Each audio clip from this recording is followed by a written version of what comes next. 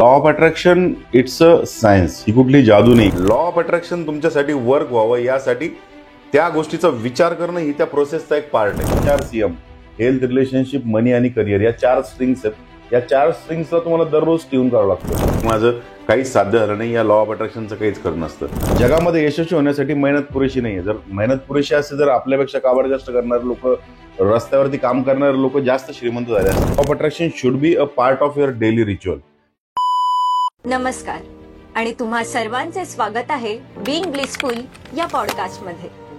मी आहे तुमची होस्ट प्राजक्ता आणि आज आपल्या सोबत आहेत भारतातील सुप्रसिद्ध लॉ ऑफ अट्रॅक्शन कोच, लेखक आणि energy healer doctor Krishna Bhanuse. नमस्कार. आज आपण चर्चा करणार आहोत लॉ ऑफ अट्रॅक्शन बद्दल असलेल्या गैरसमजांबद्दल. अनेक लोक लॉ ऑफ अट्रॅक्शन वापरून यशस्वी होऊ पाहतात, पण चुकीच्या समजुतींमुळे त्यांना अपेक्षित यश मिळू शकत नाही. चला तर मग जाणून घेऊयात लॉ ऑफ अट्रॅक्शन बद्दलचे मोठे गैरसमज आणि त्यामागील सत्य. फक्त विचार केल्याने सर्व काही मिळते. डॉक्टर कृष्णा, हा प्रचंड मोठा गैरसमज आहे की फक्त सकारात्मक विचार करा आणि तुम्हाला हवे ते मिळेल. याबद्दल आपले काय मत आहे? येस, नक्कीच श्वेता, खूप छान प्रश्न आहे हा. आणि माझ्या जितक्या पण पॉडकास्ट होतात किंवा ट्रेनिंग होतात, वेबिनार होतात, त्या वेबिनारमध्ये मला 90% असे लोक भेटतात की ज्यांनी द सिक्रेट मूवी बघितलेली आहे, द सिक्रेट बुक त्यांनी वाचलेलं आहे, किंवा आणखी काहीतरी त्यांनी युट्यूबवर लॉ ऑफ अट्रॅक्शन बद्दलचे व्हिडिओज बघितलेले. आणि या व्हिडिओजमध्ये जास्त करून या गोष्टीवर फोकस केला जातो की तुम्ही अफर्मेशन्स करा, सकारात्मक विचार करा, ज्या गोष्टीला तुम्हाला मिळवायचं तिचा विचार करा. आणि याचा अर्थ साधारणतः दर्शक असा घेतात की मला चांगला विचार करायचा आहे, मला जर गाडी पाहिजे मर्सिडीज बेंज, तर मला फक्त मर्सिडीजचा विचार करायचा आहे. मात्र देरे हरी पलंगावरी, ज्याप्रमाणे या उक्तीप्रमाणे तुम्हाला मेहनतीशिवाय काहीच भेटणार नाही. लॉ ऑफ अट्रॅक्शन तुमच्यासाठी वर्क व्हावं यासाठी त्या गोष्टीचा विचार करणं ही त्या प्रोसेसचा एक पार्ट आहे.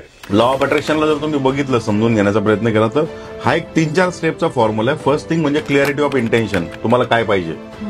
सेकंड थिंग, त्या ज्या गोष्टीचा तुम्ही विचार करताय, डिझायर करताय. फॉर एक्झाम्पल, मला जर मर्सिडीज बेंज गाडी घ्यायची आहे, असं फॉर एक्झाम्पल जर मी माझं सध्याचं मॅनिफेस्टेशन जर पकडलं, तर मला एक्सपिरियन्स करायचं दररोज त्या गाडीसोबत.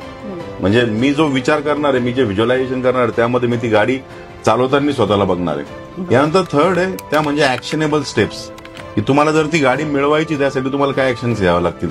नक्कीच जर एखाद्या व्यक्तीच्या आजच्या उत्पन्नाप्रमाणे तो मर्सिडीज अफोर्ड नाही करू शकत, तर त्याला 5 रस्ते शोधावे लागतील की how can he afford that, जो त्याचा गोल आहे त्याला तो त्याचा एक्सपेन्स कसा अफोर्ड करू शकेल, त्याची पर्चेसिंग कशी अफोर्ड करू शकेल. आणि त्याच्यानंतर ग्रॅटिट्यूड, की जे तुमच्याकडे आहे त्या सगळ्या गोष्टींबद्दल ग्रॅटिट्यूडची भावना मनामध्ये ठेवून आपल्याला जे हवंय त्याच्याबद्दल विचार करणं. मात्र 90% लोक फक्त सकारात्मक विचार करून माझं मॅनिफेस्टेशन पूर्ण होईल या प्रकारामध्ये जातात आणि शेवटी काय, आपण मापं काढण्यामध्ये पटायतात. म्हणजे खूप लोक मला म्हणतात की मी अफर्मेशन करून बघितलंय, मी व्हिज्युअलायझेशन करून बघितलंय आणि माझं काहीच साध्य झालं नाही. या लॉ ऑफ अट्रॅक्शनचं काहीच खरं नसतं. सो तुम्हाला पण जर या प्रकारच्या ट्रॅपमध्ये अडकायचं नसेल आणि लॉ ऑफ अट्रॅक्शनची खरी पॉवर तुम्हाला जर यूज करायची असेल ना, तर फक्त सकारात्मक विचार करून तुम्हाला सगळं काही भेटेल या गैरसमजातून तुम्ही बाहेर या आणि सायंटिफिकली लॉ ऑफ अट्रॅक्शन आणि मॅनिफेस्टेशनची प्रोसेस तुम्ही शिकून घेण्यासाठी तुमचा वेळ इन्व्हेस्ट करा. बरोबर आहे. म्हणजेच पॉझिटिव्ह थिंकिंग बरोबरच तुमचे एफर्ट्स हे सुद्धा तितकेच महत्वाचे आहे. Yes, definitely. हे म्हणजे आपण जर म्हटलं ना की पाणी जगण्यासाठी आवश्यक आहे का, yes definitely it's very necessary. पण मग फक्त पाण्यावर आपण जगू का? So water is necessary but not sufficient. त्याप्रमाणे पॉझिटिव्ह थिंकिंग ही लॉ ऑफ अट्रॅक्शन साठी गरजेची पण पुरेशी नाहीये. येस. तर दुसरा असा समज आहे की लॉ ऑफ अट्रॅक्शन लगेच परिणाम देतो. डॉक्टर कृष्णा, लोकांना असं वाटतं की एकदा लॉ ऑफ अट्रॅक्शन वापरायला सुरुवात केली की लगेच काही दिवसात आपल्याला पॉझिटिव्ह रिझल्ट बघायला मिळतील. याबद्दल आपले काय मत आहे? येस, सो लक्षात घ्या, law of attraction it's a science, ही कुठली जादू नाही की अगदी तुम्ही चुटकी वाजवली आज आणि उद्या तुमच्यासाठी काहीतरी तुमचं जे काही डिझायर्ड मॅनिफेस्टेशन ते तयार झालं, प्रकट झालं. एखादं रिलेशनशिप तुम्ही मॅनिफेस्ट करताय, ते रिलेशनशिप लगेच तुमच्या आयुष्यामध्ये आलं. एक तुम्हाला मी बॉटम लाईन सांगेल, इतक्या वर्षाच्या लॉ ऑफ अट्रॅक्शनची माझी प्रॅक्टिस आणि मी जे लोकांना शिकवतोय, सांगतोय, लोकांच्या आयुष्यातले अनुभव बघतोय, 3 लाखपेक्षा जास्त लोकांना unlock the power within you या एका वर्कशॉपच्या माध्यमातून मी गाईड केलेलं आहे.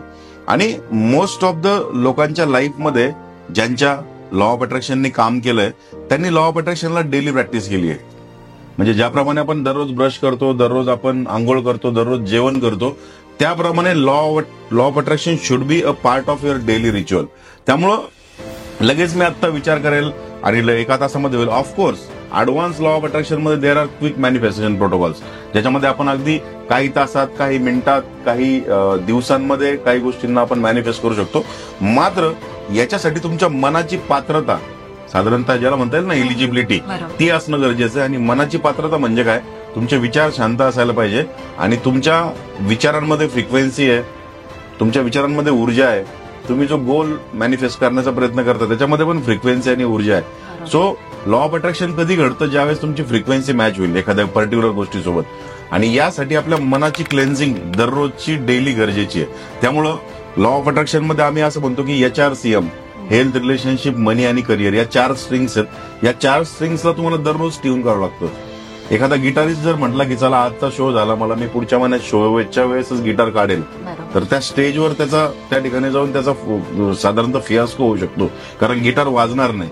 सो जो गिटारिस्ट आहे तो दररोज त्या 4-5 ज्या काही स्ट्रिंग असतील त्यांना तो ट्यून करतो. आपल्याला देखील लॉ ऑफ अट्रॅक्शनच्या माध्यमातून लाईफमध्ये सगळं काही मिळवायचं असेल तर आपल्याला दररोज याची ट्युनिंग करावी लागेल. आणि एक दिवस असा होईल, म्हणजे फॉर एक्झाम्पल मी गेल्या 7-8 वर्षांपासून लॉ ऑफ अट्रॅक्शन प्रॅक्टिस करतोय. माझ्या कम्युनिटीतले बरेच लोक प्रॅक्टिस करतात. ते म्हणतात की सर मला स्वतःची भीती वाटायला लागली, मी जो विचार केला ते माझ्यासोबत घडतंय. सो हळूहळू तुमची लॉ ऑफ अट्रॅक्शनची फ्रिक्वेन्सी इतकी जास्त मॅच होईल की होऊ शकतं तुम्हाला एका तासामध्ये मॅनिफेस्ट तुम्ही करायला लागाल, 8 दिवसात मॅनिफेस्ट करायला लागाल. मात्र जे बिगिनर्स आहे त्यांनी इलिजिबिलिटीवरती काम करायला पाहिजे आणि दररोज प्रॅक्टिस करायला पाहिजे लॉ ऑफ अट्रॅक्शनची. बरोबर. जसं मला इथे एक मुद्दा नमूद करावासा वाटतो की लॉ ऑफ अट्रॅक्शन म्हणजे जसं डॉक्टर कृष्णा यांनी सांगितलं, यांच्या भाषेत लॉ ऑफ अट्रॅक्शन सुद्धा ही एक कला आहे. जसं एखाद्या कलाकाराला शिस्त आणि सराव जितका महत्वाचा असतो, त्याचप्रमाणे लॉ ऑफ अट्रॅक्शन मध्ये सुद्धा शिस्त आणि सराव तितकाच महत्वाचा आहे. एक्झॅक्टली. येस. तर आता आपण पुढील मुद्द्याकडे वळूयात. डॉक्टर कृष्णा, आज आपण जाणून घेतले की लॉ ऑफ अट्रॅक्शन कसे कार्य करतो आणि त्या संबंधीचे कोणते गैरसमज आपण दूर करू शकतो. आपल्या श्रोत्यांसाठी शेवटचा संदेश काय द्याल? ऍक्च्युली लॉ ऑफ अट्रॅक्शन साधारणतः ही एक जादू आहे, ज्याला जर म्हणायला गेलं तर. पण या लॉ ऑफ अट्रॅक्शनच्या बाबतीमध्ये जर कोणी मला विचारलं की ही मॅजिक आहे की लॉजिक आहे, so it's a mix and match of logic and magic. साधारणतः लॉ ऑफ अट्रॅक्शन जगातील 2% यशस्वी लोक वापरतात. याचा अर्थ ते प्रयत्न करत नाही असं नाही. त्यांचे प्रयत्न असतात, मात्र त्या प्रयत्नांची गती वाढवण्यासाठी, लवकर रिझल्ट येण्यासाठी लॉ ऑफ अट्रॅक्शन मधल्या खूप सगळ्या ज्या छोट्या छोट्या गोष्टी त्या ते दररोज प्रॅक्टिस करतात. कारण जगामध्ये यशस्वी होण्यासाठी मेहनत पुरेशी नाहीये. जर मेहनत पुरेशी असते तर आपल्यापेक्षा काबाड कष्ट करणारे लोक, रस्त्यावरती काम करणारे लोक जास्त श्रीमंत झाले असते. सो मेहनतीबरोबर तुम्हाला जे लागतं ना, तो तुमचा क्लॅरिटी ऑफ इंटेन्शन, तुमचा फोकस, या गोष्टी लॉ ऑफ अट्रॅक्शन सोबत तुम्हाला तुमच्या मेहनतीसोबत तुम्हाला गरजेच्या असतात.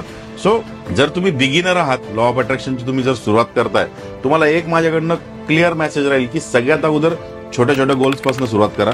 सेकंड थिंग, दररोजची तुमची सकाळची एक रिच्युअल ठरवा, ज्या रिच्युअलमध्ये ऍटलिस्ट 10 ते 15 मिनिटं एका सायलेंट मेडिटेशन मध्ये, म्हणजे ज्याला मी टाइम म्हणतो. मी टाइम म्हणजे काय, आपण स्वतःसोबत कनेक्ट होणं. त्या मेडिटेशन मध्ये तुम्ही तुमचा टाइम स्पेंड करायला पाहिजे. आणि सगळ्यात महत्वाचं, अफर्मेशन, व्हिज्युअलायझेशन यांना स्टेप बाय स्टेप तुम्हाला वापरायला सुरुवात करायला पाहिजे. ऍट ए टाइम तुम्हाला एका गोलवर काम करायला पाहिजे, जेणेकरून लॉ ऑफ अट्रॅक्शनची तुम्हाला प्रचिती येईल.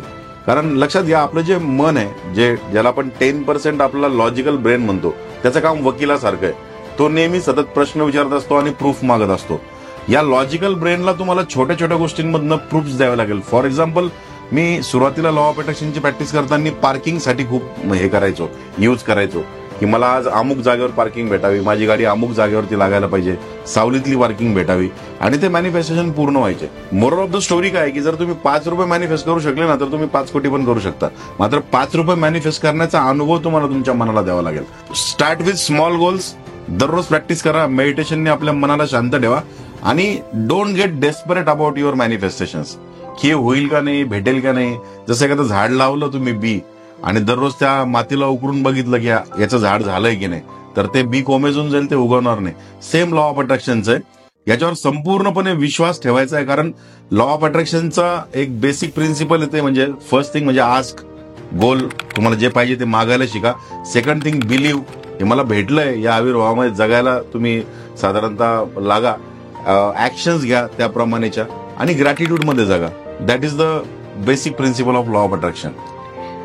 डॉक्टर कृष्णा, तुम्ही जसं सांगितलं की तुम्ही पार्किंग मॅनिफेस्टेशन जर सुरू केलं तर ते पार्किंग पासून सुरू केलं, तसं मला माझ्या एक लहानपणीचा मुद्दा आठवलाय, आठवण आठवली आहे, ती सांगावीशी वाटते. की लहानपणी शाळेत असताना असं व्हायचं की केमिस्ट्रीचे सर आज नाही आले पाहिजे, म्हणजे इतकं असं की सगळ्यांना सांगायचे आज सर नाही येणार, नाही येणार, नाही येणार.